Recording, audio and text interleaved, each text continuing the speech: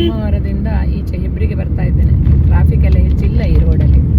ಹಾಗೆ ಒಂದು ಸಣ್ಣ ವಿಡಿಯೋ ಮಾಡುವ ಅಂತ. ಮತ್ತೆ ನನಗೆ ಟೈಮ್ ಸಿಗೋದಿಲ್ಲ ಒಂದು, ಮತ್ತು ಏನಾದರೂ ಕೆಲಸಗಳು ಒಂದಾದ್ಮೇಲೆ ಒಂದು ಏನಾದರೂ ಬರ್ತಾ ಇರ್ತದೆ. ಅದಕ್ಕೆ ಒಂದು ಸಣ್ಣ ವಿಡಿಯೋ ಮಾಡುವ ಅಂತ.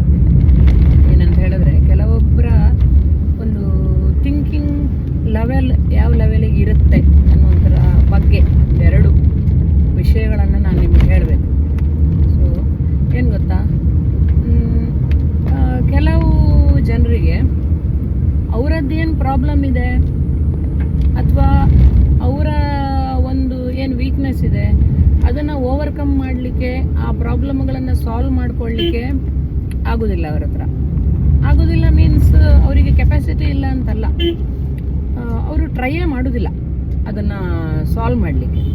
ಓಕೆ, ಈಗ ಯಾರಾದರೂ ಬೇರೆಯವರು ಅದನ್ನು ಸಾಲ್ವ್ ಮಾಡಿಕೊಂಡು ಒಂದು ಒಳ್ಳೆ ರೀತಿಯಲ್ಲಿ ಹೋಗ್ತಾ ಇದ್ದಾರೆ ಅಂತ ಆದಾಗ ಅವ್ರ ಬಗ್ಗೆ ಒಂಥರ ನೆಗೆಟಿವ್ ಮಾತಾಡುವಂಥ some people are there. Okay, ಅವ್ರ ಬಗ್ಗೆ ನಾನು ಮಾತಾಡ್ತಾರೆ. ಫಾರ್ ಎಕ್ಸಾಂಪಲ್, ನಮ್ಮ ಮನೇಲೆ ತಗೊಳ್ಳಿ, ನನ್ನ ಮಕ್ಕಳಿಗೆ ನಾನು ಅದು ಬೇರೆಯವರಿಗೆ ಹೇಗೆ ಅನಿಸುತ್ತೋ ನನಗೆ ಗೊತ್ತಿಲ್ಲ, ಬಟ್ ಅವ್ರನ್ನ ಸಣ್ಣ ವಯಸ್ಸಿಂದನೂ ನಾನು ಬೆಳೆಸಿರೋದು ಹೇಗೆ ಅಂತ ಹೇಳಿದರೆ, ಒಂದು ಸ್ವಲ್ಪ ಮಟ್ಟಿಗೆ ಶಿಸ್ತಿರಬೇಕು ಎಲ್ಲ ವಿಷಯದಲ್ಲೂ. ಬೆಳಿಗ್ಗೆ ಎದ್ದು ಕೂಡಲೇ ಅವ್ರು ಏನೇನು ಮಾಡಬೇಕು ಅದೆಲ್ಲ ನಾನೇನು ಬಾಯ್ಬಿಟ್ಟು ಹೇಳಬೇಕು ಅಂತಲ್ಲ, ಎಲ್ಲರಿಗೂ ಗೊತ್ತಿದೆ ಅದು. ಒಂದು ಸರ್ಟನ್ ಏಜ್ ಅವ್ರು ಕ್ರಾಸ್ ಮಾಡಿದ್ಮೇಲೆ ಅವ್ರವ್ರ ಕೆಲಸ ಅವ್ರವ್ರು ಮಾಡ್ಕೊಳ್ಬೇಕು. Because I am also working ಅಲ್ವಾ. ನನಗೆ ಎಲ್ಲದನ್ನು ಮನೆಯಲ್ಲಿ ಅವರು ಏನು ಕಾಫಿ ಕುಡಿದು ಲೋಟ ತೊಳೆಯೋದು, ತಿಂಡಿ ತಿಂದು ಪ್ಲೇಟ್ ತೊಳೆಯೋದು ಆ್ಯಂಡ್ ಸಣ್ಣ ಸಣ್ಣ ವಿಷಯಗಳನ್ನು ಕೆಲಸಗಳನ್ನು ನಾನು ಮಾಡ್ತಾ ಕೂತ್ಕೊಳ್ಳುವಷ್ಟು ನಾನು ಸಫ್ರಿ ಇರೋದಿಲ್ಲ ಅಲ್ವಾ. ನನಗೂ ಕೆಲಸಕ್ಕೆ ಇರ್ತಿತ್ತು. ಪ್ರೈವೇಟ್ ಜಾಬ್ ಆಗಿರೋದ್ರಿಂದ ನನಗೂ ಬಾಕ್ಸ್ ಕಟ್ಕೊಳ್ಬೇಕು, ಅದು ಇದು ಕೆಲಸಗಳಿರೋದ್ರಿಂದ ನನ್ನ ಮಕ್ಕಳನ್ನು ಆದಷ್ಟು ನಾನು ಇಂಡಿಪೆಂಡೆಂಟಾಗಿ ಬೆಳೆಸಿದ್ದೇನೆ. ಆಯಿತಾ. ಮತ್ತೊಂದು ಸ್ವಲ್ಪ ಶಿಸ್ತು ಪ್ರತಿಯೊಂದು ವಿಷಯದಲ್ಲೂ ಸಹ. ದೊಡ್ಡವ್ರ ಮಾತಿಗೆ ಒಂದು ರೆಸ್ಪೆಕ್ಟ್ ಕೊಡಬೇಕು ಆ್ಯಂಡ್ ಒಂದು 4 ಜನ ಇರುವಾಗ ಅವ್ರು ಯಾವ ಥರ ಬಿಹೇವ್ ಮಾಡಬೇಕು. ಸೊ ಇಂಥದ್ದೆಲ್ಲ ಏನು ನಾನೇನು ತುಂಬ ಮಕ್ಕಳನ್ನು ಭಾರಿ ಒಳ್ಳೆ ರೀತಿಯಲ್ಲಿ ಬೆಳೆಸಿದ್ದೇನೆ ಆ ಥರ ಅಂತಲ್ಲ.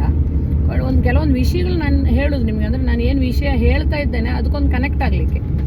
ಸೊ ಈ ಥರದೆಲ್ಲ ಒಂದು ಸ್ವಲ್ಪ ಸಿಸ್ಟಮೆಟಿಕ್ ಆಗಿ ಮಕ್ಕಳನ್ನು ಓದುವ ವಿಷಯದಲ್ಲಾಗಿರ್ಬೋದು, ಅಥವಾ ನಮ್ಮ ಕೆಪಾಸಿಟಿಗೆ ಮೀರಿದ ವಿಷಯಗಳ ಬಗ್ಗೆ, ಮೀರಿದ ವಸ್ತುಗಳ ಬಗ್ಗೆ ನಾವು ಯಾವತ್ತೂ ಆಸೆ ಪಡಬಾರ್ದು. ಅಂಥದ್ದೆಲ್ಲ ವಿಷಯಗಳು ನಿಮ್ಗೆ ಏನು ಬೇಕು, ನೀವು ಒಳ್ಳೆ ರೀತಿಯಲ್ಲಿ ಓದಿ ಒಳ್ಳೆ ಕೆಲಸ ತಗೊಂಡು ಅಲ್ಲಿ ನೀವು ಏನು ಅರ್ನ್ ಮಾಡ್ತೀರಿ, ಅದರಲ್ಲಿ ನೀವು ಅದನ್ನೆಲ್ಲ ತಗೊಳ್ಬೇಕು. ಇಂಥದ್ದೆಲ್ಲ ವಿಷಯಗಳು ಈಗ ನಮ್ಮ ಕೈಗೆ ಆಗುವಂಥದ್ದು, ನಮ್ಮ ಲಿಮಿಟ್ನಲ್ಲಿ ಇರುವಂಥದ್ದನ್ನು ನಾವು ಮಾಡ್ತೇವೆ ಖಂಡಿತ. ತುಂಬ ದೊಡ್ಡ ದೊಡ್ಡ ಕನಸುಗಳು, ದೊಡ್ಡ ದೊಡ್ಡ ಆಸೆಗಳಿದ್ದಾಗ ಅದನ್ನೆಲ್ಲ ನಾವು ಅವರಿಗೆ ತಿಳಿಸಿ ಹೇಳಬೇಕು. ನಮ್ಮ ಲಿಮಿಟೇಷನ್ ಏನಿದೆ, ನಮ್ಮ ಲಿಮಿಟ್ ಒಳಗಡೆ ನಾವು ಮಾಡ್ಬೋದು ಇಂತಿಂಥ ವಿಷಯಗಳನ್ನು ಅಂತದ್ದು ಹೇಳಿದಾಗ ಅರ್ಥ ಮಾಡ್ಕೊಳ್ಳದೆ ಇರುವ ಮಕ್ಕಳು ಯಾರೂ ಸಹ ಇಲ್ಲ. ಆಯಿತಾ. ನೀವು ಅದನ್ನು ತಿಳಿ ಹೇಳದೆ ಮಕ್ಕಳಿಗೆ ಹಾಗೆ ನೀವು ತುಂಬ ಪ್ಯಾಂಪರ್ ಮಾಡಿಕೊಂಡು ಅನಗತ್ಯ ವಿಷಯಗಳಿಗೆ ಅವರಿಗೆ ಸಪೋರ್ಟ್ ಮಾಡಿ, ಅನಗತ್ಯ ಅಂತ ಹೇಳಿದ್ರೆ ನಾನು ಯಾಕೆ ಅದನ್ನು ಒತ್ತಿ ಹೇಳ್ತಾ ಇದ್ದೇನೆ ಅಂತ ಹೇಳಿದ್ರೆ, ಈಗ ಕೆಲವೊಂದು ವಿಷಯಗಳು ತಪ್ಪು ಅನ್ನೋದನ್ನು ನಾವು ಅವರಿಗೆ ಅರ್ಥ ಮಾಡಿಸ್ಬೇಕು. ಮಕ್ಕಳಿಗೆ ಗೊತ್ತಿರೋದಿಲ್ಲ. ನಾವು ದೊಡ್ಡವರಾದವರು ಅದನ್ನು ತಿದ್ದಿ ಅವರಿಗೆ ಬುದ್ಧಿ ಹೇಳಬೇಕು. ಆಗ ನಾವು ಪೇರೆಂಟ್ಸ್ ಅಂತ ಅನ್ಸ್ಕೊಳ್ಳುವಂಥದ್ದು. ಓಕೆ, ಏನೋ ಒಂದು ಸುಮ್ಮನೆ ಎಮೋಷನಲ್ಲಿ ಒಂದು ಕಟ್ಟಿಬಿದ್ದು ನನ್ನ ಮಗ ಅಥವಾ ನನ್ನ ಮಗಳು ಅವಳು ಏನು ಹೇಳಿದ್ರು ಅದಕ್ಕೆ ನಾನು ತಲೆ ಆಡಿಸ್ಬೇಕು, ಅವಳು ಹೇಳಿದ್ದನ್ನು ಸರಿ ಅನ್ನಬೇಕು, ಆ ಥರ ಒಂದು ಮನಸ್ಥಿತಿಯಲ್ಲಿ ನೀವು ಬೆಳೆಸಿದಾಗ ಮುಂದೆ ಮುಂದೆ ಮುಂದೆ ಮುಂದೆ ಹೋದಾಗ ತುಂಬ ಪ್ರಾಬ್ಲಮ್ ಆಗುತ್ತೆ. ಯಾರಿಗೆ? ಮಕ್ಕಳಿಗೆ. ಆಯಿತಾ.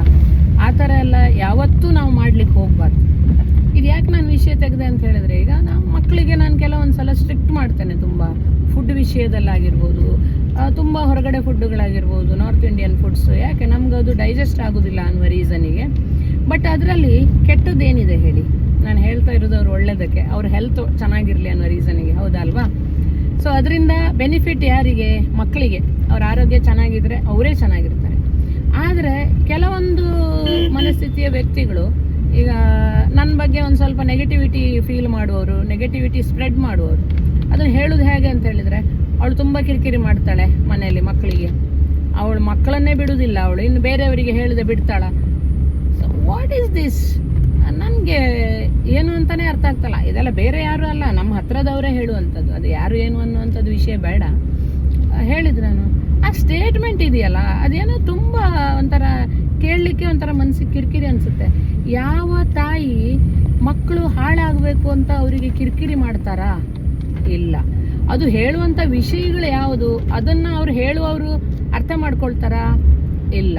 ಸೊ ನಾನು ಇಷ್ಟು ಏನು ಅವರ ಸ್ಟೇಟ್ಮೆಂಟ್ ಪ್ರಕಾರನೇ ಕಿರಿಕಿರಿ ಮಾಡ್ತಾನೆ ಹಾಗೆ ಹೀಗೆ ಅಂತ ಹೇಳುವವರು, ನನ್ನ ಮಕ್ಕಳಿಬ್ಬರು ಸಹ ಒಳ್ಳೆ ರೀತಿಯಲ್ಲಿ ಓದ್ತಾ ಇದ್ದಾರೆ. ಒಬ್ಬಳದ್ದು ಫಿನಿಶ್ ಸಹ ಆಗಿದೆ, ಅವಳೇನು ಗೋಲ್ ಇಟ್ಕೊಂಡಿದ್ದಾಳೆ ಅದನ್ನು ಫಿನಿಶ್ ಮಾಡ್ಕೊಂಡು ಒಳ್ಳೆ ರೀತಿಲಿ ಇದ್ದಾಳೆ. ಇನ್ನೊಬ್ಬ ಮಗನೂ ಸಹ ಅವನ ವೇಯಲ್ಲೇ ಹೋಗ್ತಾ ಇದ್ದಾನೆ. ಅವನು ಸ್ಟಡೀಸ್ ಆಗಿರ್ಬೋದು, ಇನ್ನೊಂದು ಮತ್ತೊಂದು. I am very happy. ನನ್ನ ಮಕ್ಕಳ ಬಗ್ಗೆ ನನಗೆ ತುಂಬ ಖುಷಿ ಇದೆ, ಆಯಿತಾ. ಮತ್ತೆ ಅದು ಬಿಟ್ಟು ಈ ಹೊರಗಿನವ್ರು ಹೇಳುವಂಥ ವಿಷಯಗಳು ನನಗೆ ಒಂದ್ಸಲ ಆಶ್ಚರ್ಯ ಆಗುತ್ತೆ. ಅಯ್ಯೋ ಹೌದಾ, ನಾನು ಹೀಗ ಅಂತ ಅನಿಸುತ್ತೆ ನನಗೆ ಒಂದ್ಸಲ. ಅಂದರೆ ನನಗೆ ಗೊತ್ತಿಲ್ಲದೆ ಇರುವ ನಾನು ಅವ್ರಿಗೆ ಗೊತ್ತಿದೆಯಾ ಅಂತ ಈ ಥರದಲ್ಲೇ ಕೆಲವು ಸಲ ಕನ್ಫ್ಯೂಸ್ ಆಗುತ್ತೆ ಕೆಲವ್ರದ್ದು ಬಿಹೇವ್ ನೋಡಿದಾಗ.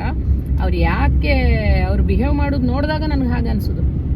ಅವ್ರು ಯಾಕೆ ಹಾಗೆ ಮಾಡ್ತಾರೆ ಅಂತ ಒಂದು ಸ್ವಲ್ಪ ಅದನ್ನು ನಾವು ಒಂದು ವಿಶ್ಲೇಷಣೆ ಮಾಡ್ಲಿಕ್ಕೆ ಹೋದಾಗ, ಯಾಕೆ ಅಂತ ಹೇಳಿದ್ರೆ ಅವರ ಮಕ್ಕಳು ಅವ್ರು ಹೇಳಿದ್ದನ್ನು ಕೇಳೋದಿಲ್ಲ, ಫಸ್ಟ್ ಪಾಯಿಂಟ್. ಓಕೆ, ಅವರಿಗೆ ಏನೇ ವಿಷಯಗಳನ್ನು ಹೇಳಿ ಸಹ ಅವ್ರನ್ನ ಕಂಟ್ರೋಲ್ ಮಾಡಲಿಕ್ಕೆ ಅವ್ರ ಕೈಲಿ ಆಗ್ತಾ ಇಲ್ಲ. ಅವ್ರ ಮಕ್ಕಳು ಹಿಡಿದದ್ದೇ ಹಠ. ಅವ್ರು ಏನು ಕೇಳ್ತಾರೆ ಅದನ್ನೇ ಕೊಡಿಸ್ಬೇಕು. ಅದು ಇವ್ರ ಹತ್ರ ಸಾಧ್ಯ ಇದೆಯಾ ಇಲ್ವಾ ಅದನ್ನು ಯೋಚನೆ ಮಾಡುವಂಥ ರೀತಿಯಲ್ಲಿ ಅವರು ಬೆಳೆಸಲಿಲ್ಲ ಮಕ್ಕಳನ್ನು. ಸೊ ಆ ಫ್ರಸ್ಟ್ರೇಷನನ್ನೆಲ್ಲ ತೆಗೆದು ಈಗ ನಾವೇನಾದರೂ ಅವ್ರ ಮಕ್ಕಳ ವಿಷಯ ಮಾತಾಡಬಾರ್ದು ಅನ್ನುವಂಥ ರೀಸನ್ನಿಗೆ ಅವರದ್ದೇ ಒಂದಷ್ಟು ಜನಗಳದ್ದೊಂದು ಗ್ರೂಪ್ ಇದೆ, ಅವರ ಮಧ್ಯೆ ಇಂಥದ್ದನ್ನೆಲ್ಲ ಮಾತಾಡುವಂಥದ್ದು. ಅಂದರೆ ನನ್ನನ್ನು ಕೆಟ್ಟವಳನ್ನಾಗಿ ಮಾಡಲಿಕ್ಕೆ ಅವರ ಪ್ರಯತ್ನ. ಬಟ್ ನಾನು ಹೇಳೋದು ಏನು ಗೊತ್ತುಂಟಾ, ನಾನು ಏನೇ ಮಾಡಿದ್ರು ಸಹ ಅದು ನನ್ನ ಮಕ್ಕಳು ಒಳ್ಳೇದಕ್ಕೆ ಮಾಡಿರ್ತೇನೆ. ಆ್ಯಂಡ್ ಅದು ಸರಿಯಾ ತಪ್ಪಾ ಅವ್ರು ಬೆಳೆದಿರುವ ರೀತಿ ನೋಡಿದರೆ ಗೊತ್ತಾಗುತ್ತೆ. ಇಷ್ಟು ಸಾಕನ್ಸುತ್ತೆ ಅಲ್ವಾ. ನಾನು ಯಾರಿಗೂ ಅದನ್ನು ಎಕ್ಸ್ಪ್ಲೈನ್ ಮಾಡಬೇಕಾಗಿಲ್ಲ. ನಾನು ಹಾಗಲ್ಲ, ನಾನು ಹೀಗಲ್ಲ. ಅದು ಈಗಂತೂ ಲಿಟ್ರಲಿ ಐ ಡೋಂಟ್ ಕೇರ್. ಯಾರು ಏನೇ ಹೇಳಲಿ, ಏನೇ ಇದು ಮಾಡಲಿ, ನನಗೆ ಅದು ಏನು ನೆಸೆಸಿಟಿನೇ ಇಲ್ಲ ಅಂದ್ಕೊಳ್ತೇನೆ. ಯಾಕಂದರೆ ಹಾಗೆಲ್ಲ ನಾನು ಯೋಚನೆ ಮಾಡಲಿ ಸ್ಟಾರ್ಟ್ ಮಾಡಿದ್ಮೇಲೆ ಸ್ವಲ್ಪ ಆರಾಮಾಗಿದ್ದೇನೆ. ಈಗ ನನಗೆ ಅಷ್ಟು ಮೆಂಟಲಿ ಯಾವುದು ಇರಿಟೇಷನ್ ಅಂತ ಆಗೋದಿಲ್ಲ ಯಾವ ವಿಷಯ. ಸೊ ಅದಕ್ಕೆ ನಿಮಗೂ ಸಹ ನಾನು ಹೇಳೋದು, ನೀವು ಮಾಡಿರುವಂಥ ಕೆಲಸ ಅದು ಎಲ್ಲೇ ಆಗಿರ್ಬೋದು, ಒಂದು ಮಕ್ಕಳನ್ನು ಬೆಳೆಸುವಂಥ ಪ್ರೋಸೆಸ್ ಅಷ್ಟು ಸುಲಭ ಅಲ್ಲ. ನೀವು ಮಕ್ಕಳು ಕೇಳಿದ್ದನ್ನೆಲ್ಲ ದುಡ್ಡಿದೆ ಅಂತ ತೆಗೆಸಿ ಕೊಟ್ಬಿಟ್ರೆ ನೀವು ಒಳ್ಳೆ ಪೇರೆಂಟ್ಸ್ ಆಗೋದಿಲ್ಲ. ಮುಂದೊಂದಿನ ಅವರು ಲೈಫಲ್ಲಿ ಏನು ಮಾಡ್ಲಿಕ್ಕೆ ಆಗೋದಿಲ್ಲ ಅಂತ ಕೈಜಲ್ಲಿ ಕೂತ್ಕೊಳ್ತಾರೆ. ಅವ್ರ ಲೈಫನ್ನು ಹಾಳು ಮಾಡಿಕೊಂಡು ನಿಮ್ಮ ಹತ್ರ ಬರ್ತಾರಲ್ಲ, ಅದಕ್ಕಿಂತ ದೊಡ್ಡ ಸೋಲು ನಿಮಗೆ ಆ್ಯಸ್ ಎ ಪೇರೆಂಟ್ ಏನೂ ಇಲ್ಲ, ಗೊತ್ತಾಯ್ತಾ. ಸೊ ಅದಕ್ಕೆ ನಾನು ಹೇಳೋದು, ಯಾವತ್ತೂ ಸಹ ಮಕ್ಕಳಿಗೆ ಬುದ್ಧಿ ಹೇಳುವ ಟೈಮ್ನಲ್ಲಿ ಬುದ್ಧಿ ಹೇಳಿ. ದೊಡ್ಡವರೊಂದು ಮಾತು ಹೇಳಿದ್ದಾರೆ, ಗಿಡವಾಗಿ ಬಗ್ಗದ್ದು ಮರವಾಗಿ ಬಗ್ಗೀತೆ ಅಂತ. ಹಾಗಾಗಬಾರ್ದು. ಆದ್ದರಿಂದ ನಾನು ಹೇಳುವಂಥದ್ದು. ಮತ್ತು ಹೇಳುವವ್ರ ಮಾತಿಗೆಲ್ಲ ಯಾವತ್ತೂ ತಲೆ ಕೆಡಿಸ್ಕೊಳ್ಳಿಕ್ಕೆ ಹೋಗ್ಬಿಡಿ. ಓಕೆ, ನಂಗೆ ಪೆಟ್ರೋಲ್ ಹಾಕಬೇಕು, ಪೆಟ್ರೋಲ್ ಬಂಕ್ ಹತ್ತಿರ ಬಂತು. ಬಾಯ್.